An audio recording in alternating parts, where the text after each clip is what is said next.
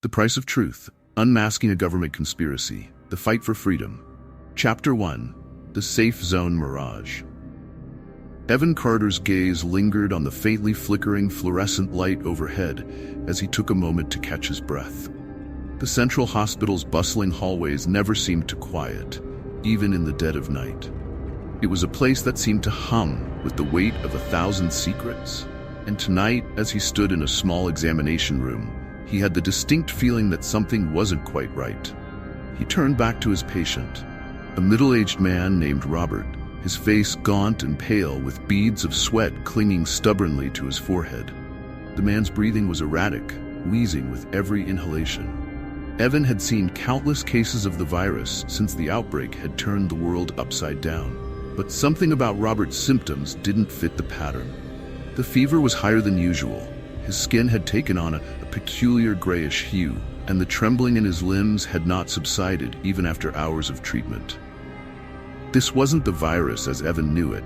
It was something else, or perhaps a new stage of it. "How long have you felt this way?" Evan asked, his tone steady but probing. Robert's eyes darted toward the door, as if expecting someone to burst in at any moment. 3, maybe 4 days, he murmured, his voice barely above a whisper. "They told me it would get better. They said to just wait it out." "Who told you that?" Evan pressed, his fingers lightly tapping on the tablet where he took notes. "The people at the center, before they sent me back." Robert's expression darkened as though he were recalling something unsettling. "But I wasn't supposed to leave. They said if I did, I could spread something worse." The words made Evan pause. Patients weren't routinely released without thorough recovery. If Robert had been discharged early, someone had broken protocol. This anomaly gnawed at Evan's instincts as a doctor, and as a man who had spent years in military service, where procedures were a matter of life and death. After finishing the examination, he walked out into the hallway, his thoughts clouded with questions. Pulling up Robert's medical records on his tablet, Evan quickly noticed gaps in the data. There were entries missing, entire days unaccounted for. It didn't add up. He glanced over his shoulder, ensuring no one was watching, before proceeding to dig deeper into the hospital's electronic system.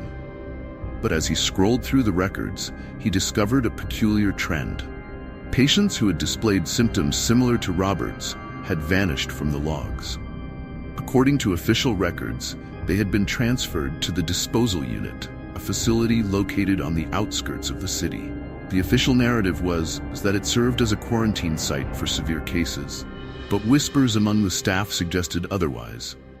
Rumors of treatments that went awry, patients who never returned, and the facility's true purpose as a place where problems were quietly erased. "Carter, you're still at it?" The voice behind him belonged to Dr. Peter Lawson, a fellow physician and someone Evan had known since his military days. His friendly tone was laced with an unspoken caution. "What are you doing digging around in the database this late?" Evan's thumb hovered over the screen as he met Peter's gaze. "Just checking up on some discrepancies," he replied, keeping his voice nonchalant. Peter's expression shifted to one of concern. He stepped closer and spoke quietly. "Listen, man, some things are better left alone. You don't want to be the one asking too many questions around here. Just let it go." "Let it go," Evan echoed, a slight edge creeping into his voice. "These are people's lives we're talking about. Patients who've just disappeared." Peter sighed, glancing down the corridor before leaning in. "I'm telling you this because we've been through a lot together. The people running this place, they don't tolerate curiosity. Especially not now, with the city on edge. You should be careful." The warning lingered long after Peter had left. Evan stared at the glowing screen, considering his next move. His instinct told him that Peter was right about one thing. There were forces at work beyond the public's understanding. The city, once heralded as the last bastion of humanity's survival, was now beginning to feel like a well-constructed facade, and cracks were starting to show. As Evan made his rounds through the hospital, the omnipresent surveillance cameras seemed to follow his every step. The blinking red lights were a constant reminder that privacy was a relic of the past. Inside the safe zone, the illusion of freedom was maintained by an intricate web of regulations and curfews, all supposedly necessary to keep the virus at bay. Yet, beneath this veneer of safety, there was a growing unease, a sense that the walls weren't just keeping the virus out, they were keeping the people in. Rumors about the disposal unit had always circulated in hushed tones, stories of families torn apart as relatives were transferred there, never to be seen again.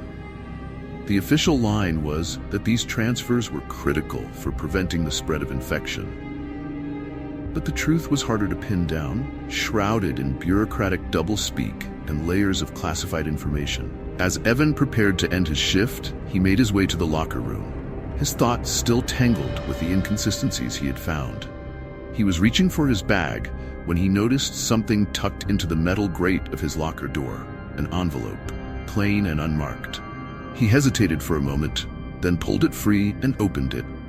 Inside was a single piece of paper, folded neatly.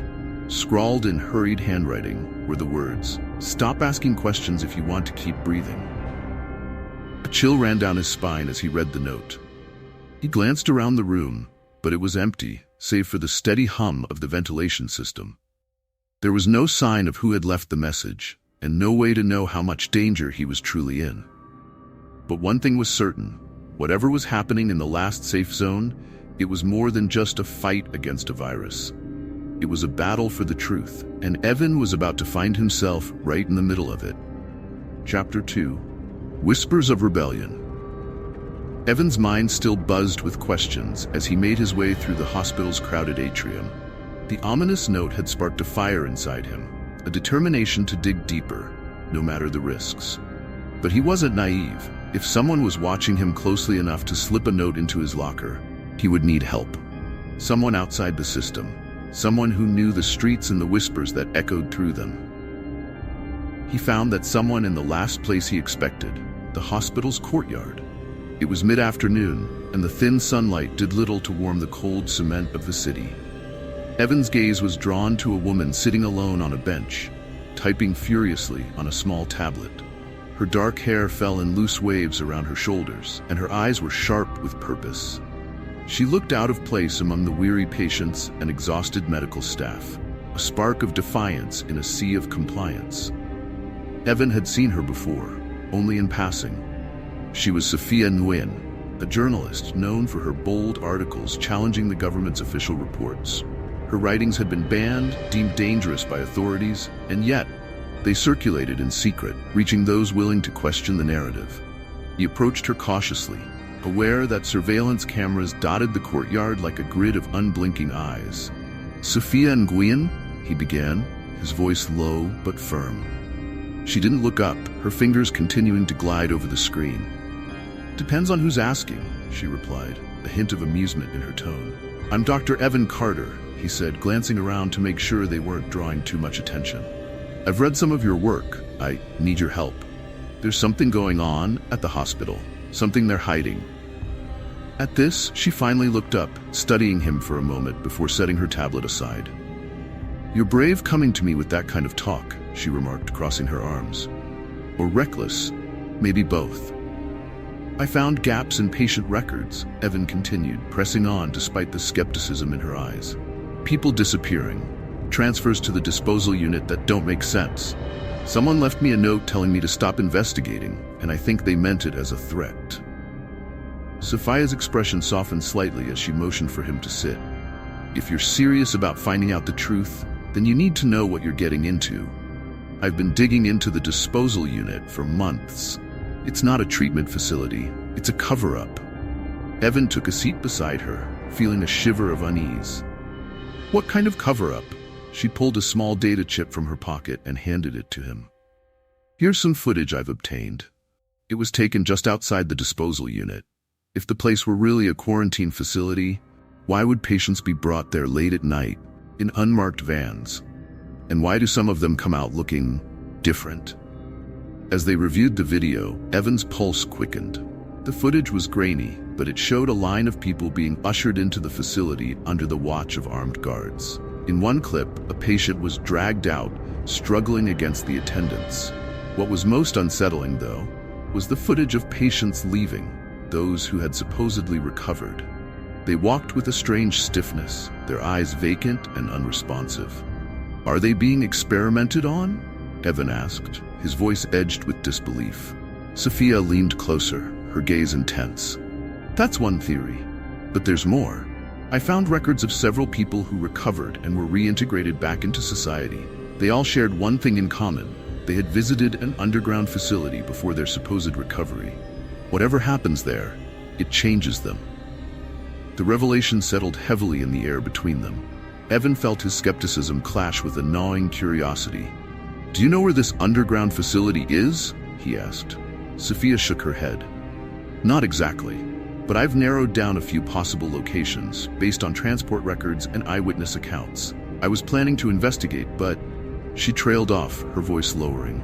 "It's too dangerous alone." Evan's resolve hardened. "Then I'll come with you.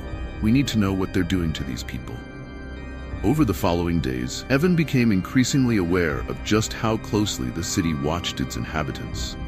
Surveillance drones buzzed through the air like mechanized insects, and there were moments when he could swear he was being tailed.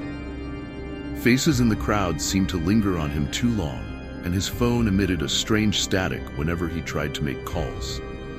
Even the hospital didn't feel safe anymore. The walls themselves seemed to listen. One evening, as he was leaving his shift, he found Dr. Marcus Hall waiting for him outside his office. Hall was an imposing man with a meticulously trimmed beard and a reputation for being the hospital's unyielding administrator. There was an air of authority about him that bordered on intimidation, and when he spoke, it was with a calmness that made his words feel all the more threatening. "Carter, I understand you've been curious lately," Hall said, his eyes boring into Evan's. "Conspiracy theories can be quite alluring, can't they? But they're also dangerous. Associating with people like Sophia and Nguyen could cost you more than your job." Evan bristled at the implied threat. "I'm just doing my duty as a doctor, making sure my patients get the right care." "Your duty," Hall repeated, a cold smile tugging at his lips. "Yes, well, just remember that there are boundaries. Cross them, and you'll find yourself in over your head. We wouldn't want that, now would we?" Evan said nothing, his mind already racing. Hall's warning only fueled his determination to press on. Whatever was happening in the city, the people deserved to know. And if the administration was trying so hard to keep him away from the truth, it could only mean he was on the right track. The days that followed were a blur of tension and secrecy. Evan and Sophia worked together in hushed conversations and encrypted messages, their every move calculated to avoid detection. They soon pieced together enough information to identify a possible location for the underground facility, an abandoned subway station at the city's edge, one that had been shut down years ago, supposedly due to structural issues. As night fell, the duo made their way to the old subway entrance. The area was deserted, surrounded by rusted fences and faded no-entry signs.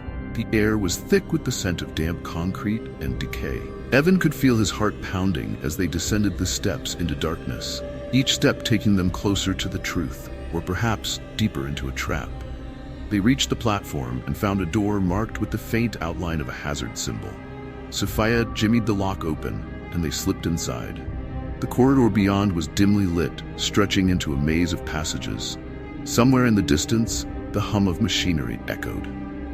"We have to be quick," Sophia whispered, her voice barely audible. "If we're caught..." Before she could finish, a shadow fell over them, and a figure emerged from the darkness. Evan felt his breath catch as the stranger stepped forward, blocking their path. "Who are you?" Evan demanded, though his voice faltered slightly. The figure raised a finger to its lips. "Quiet," it said in a voice that sent chills down Evan's spine. "If you want to live, you'll turn back now." Chapter 3: The Underground Revelation. Evan and Sophia crouched in the shadowed hallway, the faint buzz of fluorescent lights above casting a sickly glow on the cracked tiles. The air was damp and stale, the kind that clung to your skin like a shroud. The corridor stretched out in front of them, branching off into a labyrinth of doors, each leading to unknown horrors. Evan's pulse thudded in his ears as he glanced at Sophia, who gave him a resolute nod. There was no turning back now. The facility from the inside looked nothing like a medical center. It resembled a cold industrial maze more than a place of healing. Wires snaked along the ceiling, and the walls were lined with metal panels, some marked with warning signs and cryptic symbols. As they ventured deeper, the unsettling hum of machinery grew louder, merging with distant muffled cries that seemed to echo from everywhere and nowhere at once. They found the first room off the main corridor. Through a small, reinforced window in the door, Evan could see several people lying on cots. The patients' faces were pale and gaunt, their bodies restrained by thick leather straps.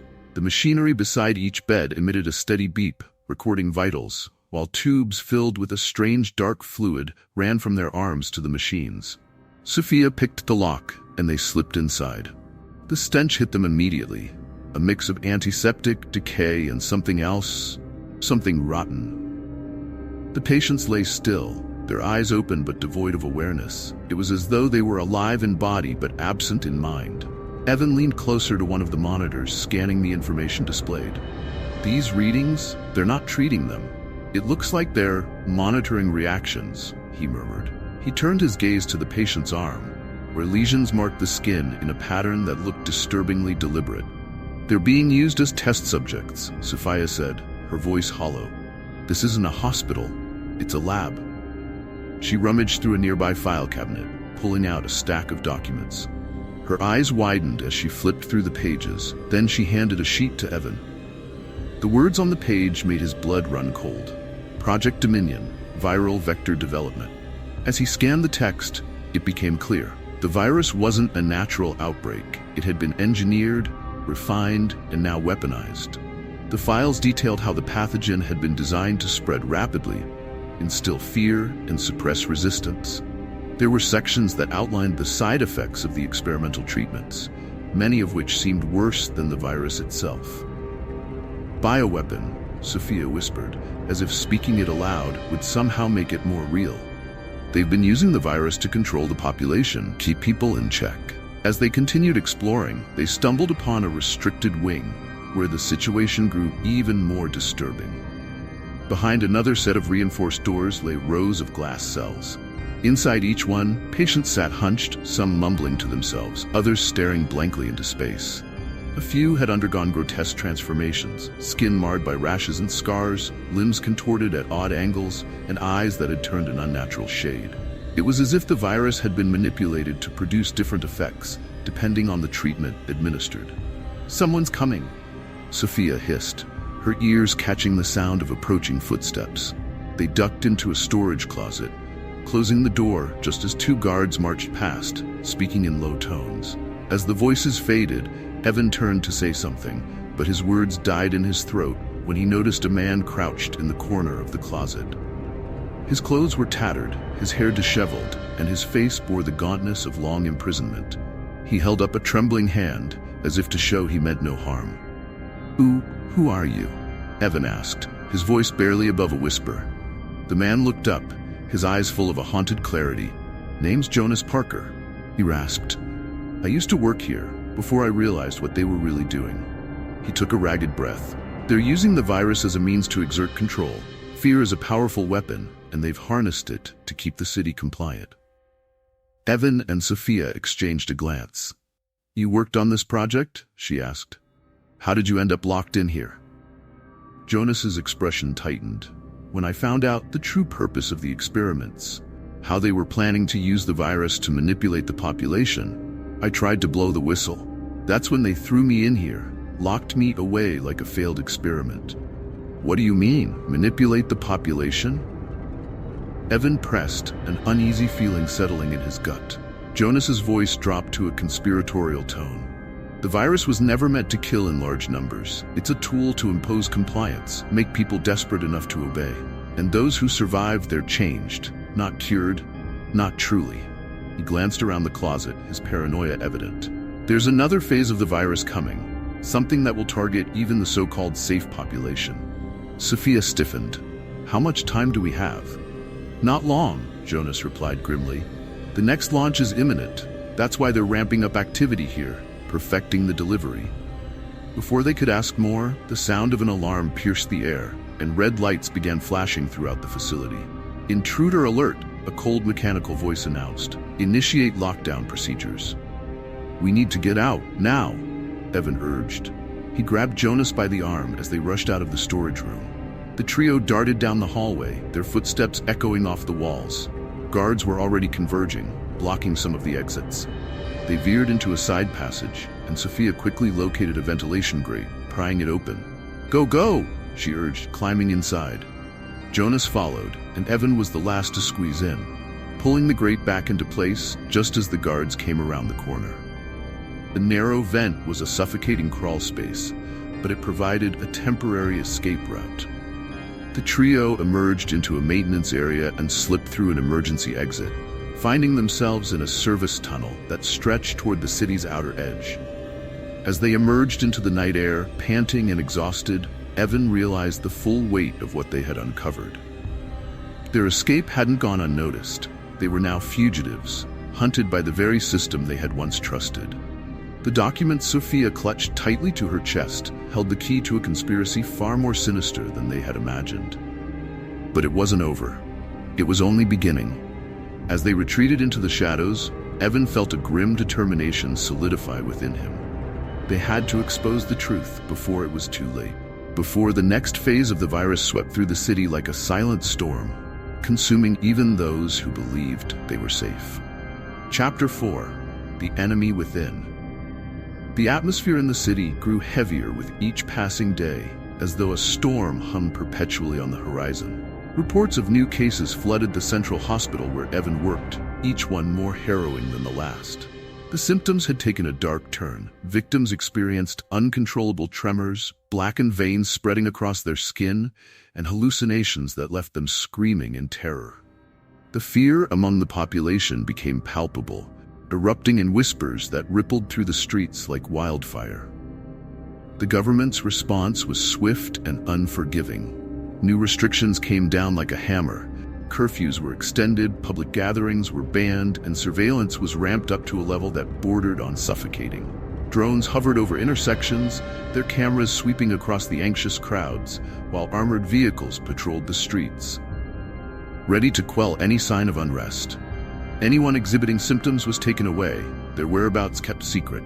The disposal unit, once a rumor, had now become a looming specter in the minds of the citizens, a place of no return. Evan walked the corridors of the hospital with a heavy heart, his mind tormented by the knowledge he carried. Patients streamed in, coughing, shivering, their eyes wide with dread. He felt the instinctual urge to help, but every time he treated another patient, the words from those damning documents echoed in his head. This wasn't a natural outbreak. Every suffering face was a product of something far more deliberate and sinister. Sophia's voice broke into his thoughts as they met in a secluded corner of the hospital's parking garage. "The infection rates are climbing faster than we predicted," she said, her brow furrowed in concern. "Whatever's happening, they're accelerating it." Evan ran a hand through his hair, the weight of the situation bearing down on him. "I'm a doctor, Sophia. Every fiber of my being wants to save these people. But if I keep my head down and do my job, then I'm complicit in this nightmare." He looked away, his jaw clenched. "And if we expose the truth, there's no guarantee we'll live long enough to see it make a difference." Sophia stepped closer, her voice softening. "It's not just about exposing the truth, Evan. It's about fighting for something better, even if the odds are against us." She reached out, placing a hand on his arm. "We have to believe there's still a chance." Their connection had deepened over the past few days, though neither had spoken openly about it. There was an unspoken understanding, a bond forged in the fires of their shared peril. But as much as he wanted to hold on to that sliver of hope, Evan couldn't shake the gnawing dread that it might all come crumbling down. Their quiet moment was shattered when a familiar figure strode into the parking garage, his polished shoes echoing on the concrete. Dr. Marcus Hall, the head of the hospital, with his perfectly groomed hair and steely gaze, appeared every bit the authoritative figure he was. He approached Evan and Sophia with the smooth confidence of a man who knew he was in control. "Evan," Hall said, a thin smile curling at his lips, "I've been hearing troubling rumors about your extracurricular activities, digging into matters that don't concern you." His gaze flicked briefly to Sophia before returning to Evan. "You're a skilled doctor, and the hospital values your service. It would be a shame if that talent went to waste. Evan stiffened, sensing the veiled threat beneath the surface of Hall's words. "What exactly are you saying?" he asked, trying to keep his voice steady. Dr. Hall's smile widened, but it didn't reach his eyes. "I'm saying there's a place for someone like you. Someone who understands that certain sacrifices are necessary for the greater good. Accept a leadership role in the hospital, and let's put all this curiosity to rest." He folded his hands in front of him. "Otherwise, I fear you might find yourself in a very uncomfortable position." Evan's anger flared, his fists clenching at his sides. "You're asking me to look the other way while people suffer, to be complicit in a cover-up that's killing innocent lives?" Hall's expression hardened. "I'm offering you a chance to save countless others. The reality is harsh, Evan, but it's not black and white. The virus was a necessary step to establish order. If you stand in the way, well, let's just say you won't be standing for long." Sophia's voice cut in, sharp and defiant. "You think threats will silence us? We know what's happening and we'll find a way to stop it." Hall gave her a dismissive glance. "You've always been a persistent thorn in the side, Miss Nguyen. I suppose you'll learn your lesson soon enough." With that, he turned on his heel and walked away, leaving a suffocating silence in his wake. Evan's fury simmered, but a cold knot of fear settled in his stomach. Dr. Hall had made it clear there was no line he wouldn't cross to protect the conspiracy. The following evening, as Evan returned to his small apartment, he immediately noticed something was wrong. The door was ajar, a sliver of darkness visible inside. His instincts screamed at him as he rushed inside, calling out Sophia's name. The room was empty, but the signs of a struggle were unmistakable. A tipped-over chair, scattered papers, and Sophia's phone lying on the floor. The screen cracked. Panic surged through him as he searched for any sign of where she might be. Then, his phone buzzed. It was a message, a video file. He opened it with trembling hands. The footage showed Sophia bound to a metal chair in a dimly lit room. A harsh spotlight illuminated her face, her expression defiant but strained. A voice off camera spoke coldly. "We know what you've been doing. Tell us everything you found, or we'll see how you respond to our experimental techniques." The video cut off abruptly, leaving Evan staring at the screen in horror. Sophia had been taken by government agents, and if they were willing to use experimental methods on her, it was clear they would stop at nothing to extract information. Jonas, who had been waiting in the hallway, saw the look on Evan's face as he emerged. "They've got her, haven't they?" he asked quietly. Evan nodded, his voice barely a whisper. "They'll kill her if we don't do something." His mind raced with possibilities, each more dangerous than the last. He had to find a way to rescue Sophia before it was too late. Determination set in as he steeled himself for the challenge ahead. The stakes had never been higher. If they didn't act quickly, Sophia would become just another casualty in a war the public didn't even realize was being fought. But as Evan and Jonas began to hatch a plan, one thought loomed over them both. Was it already too late to save her from the darkness they were up against? Chapter 5. Breaking the Silence. Evan and Jonas sat in the cramped, dimly lit basement of an abandoned building, maps and blueprints spread across the dusty floor. Their eyes were weary, but their determination burned brightly. The weight of their mission pressed down heavily on them. Rescuing Sophia was no longer just a desperate act of friendship, but a crucial step in uncovering the government's dark secret. Jonas traced a line on the blueprint with his finger, outlining a path to the secret facility. "This is our entry point," he said, his voice low. "The ventilation ducts connect to the lower levels. It's a tight fit, but it'll get us past the main security." Evan studied the plan, his mind racing with details. "And what about getting her out once we find her? We can't assume she'll be in any shape to walk." Jonas's expression was grim. "That's where things get tricky. I've reached out to some people, others who've been wronged by the government or have lost someone to the disposal unit. There's a resistance growing in the shadows, and they're willing to help, though most are too scared to act openly.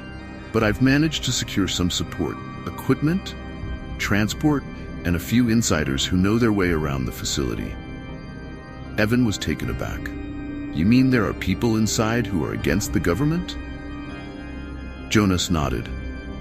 "Not everyone is blind to the truth.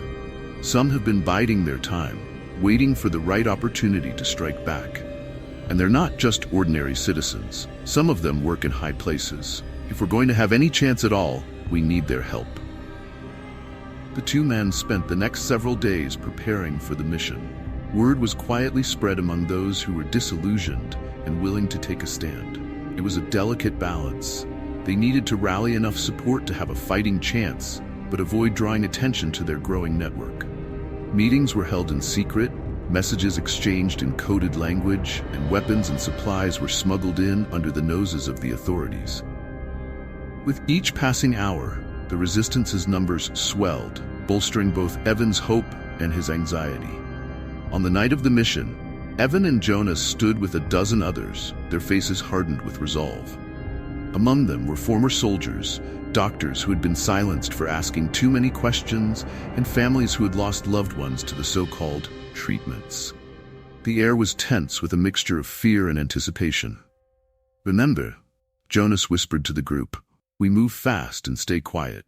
The guards are heavily armed, but we have the element of surprise." He looked around at the faces before him.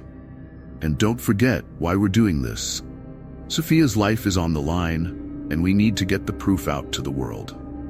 The facility loomed ahead, a monolithic structure of concrete and steel that seemed to absorb the darkness around it. As the group approached the entry point, two insiders disguised as guards ushered them into a maintenance tunnel that ran parallel to the building's foundation. From there, they crawled through the ventilation system, their hearts pounding in their chests. The ducts were narrow and the air stale, each movement sending a dull metallic clang echoing through the passage. Emerging in a deserted corridor, they split into teams. Jonas led a small group toward the central control room to disable security systems, while Evan and two others headed toward the lower levels where Sophia was supposedly being held. The walls of the facility seemed to close in around them as they descended, the coldness of the underground seeping into their bones.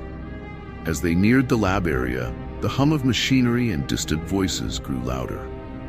The sight that greeted them through the narrow windows lining the corridor was like something out of a nightmare. Rows of hospital beds filled with unconscious patients, hooked up to machines that pumped a thick, dark substance into their veins. The sight of so many lives suspended in a state between life and death filled Evan with a mix of horror and rage. "Over here," whispered one of the insiders, pointing to a door labeled Subject Containment. They breached the lock and slipped inside, finding Sophia in a cell, restrained to a medical chair. Her face was pale, her eyes half open in a daze, but she stirred as Evan approached. "Sophia," he whispered, gently shaking her. "We're getting you out of here." Her eyes fluttered open fully, recognition dawning in them. "Evan, they're going to use me as a test subject." Her voice was weak, but her determination still shone through. Before they could move her, an alarm blared throughout the facility. The entire complex seemed to come to life, red emergency lights flashing in rhythm with the sirens. The intercom crackled to life, and a cold, familiar voice filled the air. "Attention all personnel," Dr. Hall's voice echoed through the corridors. "We have intruders in the facility. Security teams, report to subject containment immediately." Evan's heart sank. Dr. Hall had anticipated their move. As if on cue, a squad of guards burst into the hallway outside. Gunfire erupted, and the walls shook as bullets ricocheted off the concrete. Evan and the others returned fire, pushing back the advancing guards long enough to barricade the door. "Jonas!" Evan shouted into his earpiece. "We're pinned down near subject containment. We need a way out now." "We're almost there," came Jonas's strained voice. "But listen, Evan, there's something you need to know. We found documents in the control room, plans, files on the virus's development. The virus wasn't just meant to control the population.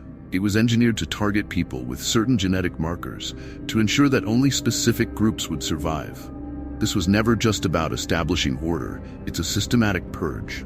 The revelation hit Evan like a physical blow. The virus had been designed to selectively eliminate people based on their genetic profile. It was genocide under the guise of a medical crisis. Before he could process the full implications, the door burst open again. and there stood Dr. Hall, flanked by heavily armed guards. His expression was a mixture of frustration and amusement as he regarded Evan and Sophia.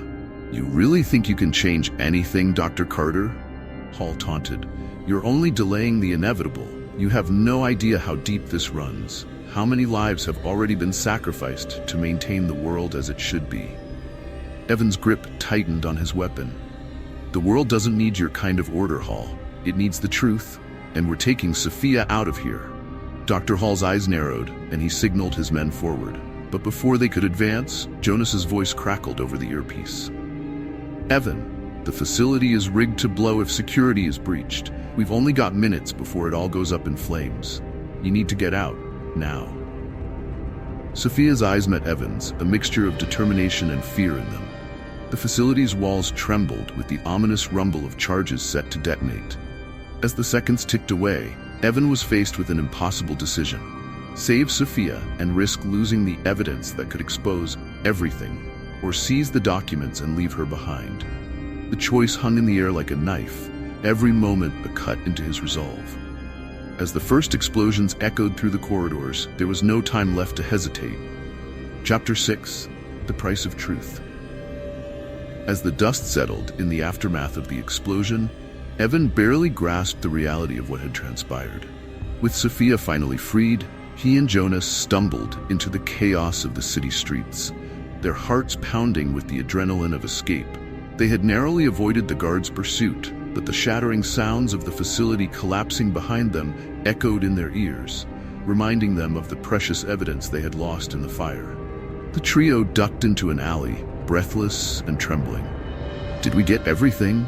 Sophia's voice was strained, panic creeping into her tone as she recalled the files that had contained critical information about the government's true agenda.